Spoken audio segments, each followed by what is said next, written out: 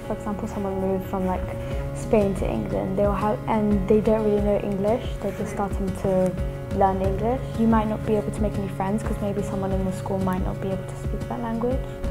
And the teachers, they won't be able to understand you, and maybe you won't be able to understand them. Even if, like someone who can't talk, someone with that kind of condition, they don't need to use their voice to be heard. They could use like different languages, like art, music, writing, and there's loads of kind of different combinations they could use. Especially in secondary school, you have to pay for like your school uniform, and people don't have enough money for the school uniform.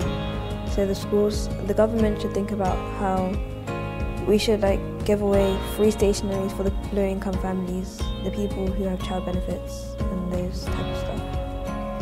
Because you don't know what type of person they are, what household they're living in, because you never know, they could be in an abusive household.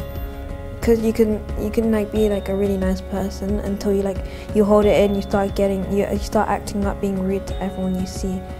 So in some schools, like bullying isn't really talked a lot about, and like a lot of people are like facing a lot of bullying, and that can cause like suicidal thoughts and like other stuff.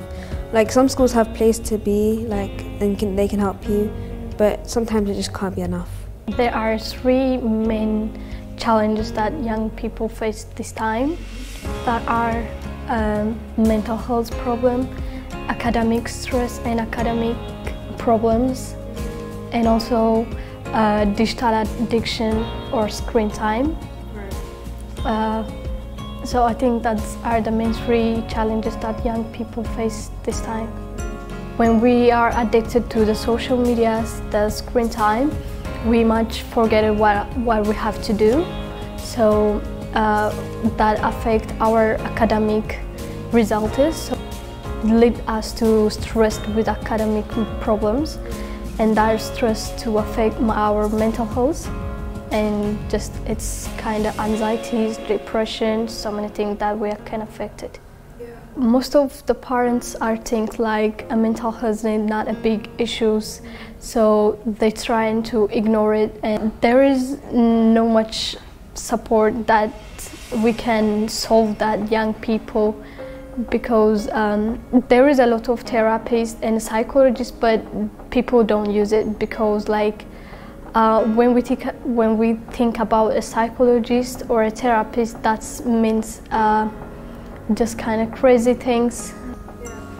Maybe so they don't want to speak up and afraid that they might be picked on or talked about. In my generation, they don't really like speaking to people that much, so I feel like there should always be a reason for them to speak up and to speak out about how they feel about anything.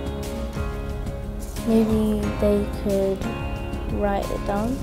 Instead of saying it face to face, they could write it down or send a message, so they feel more calm and comfortable.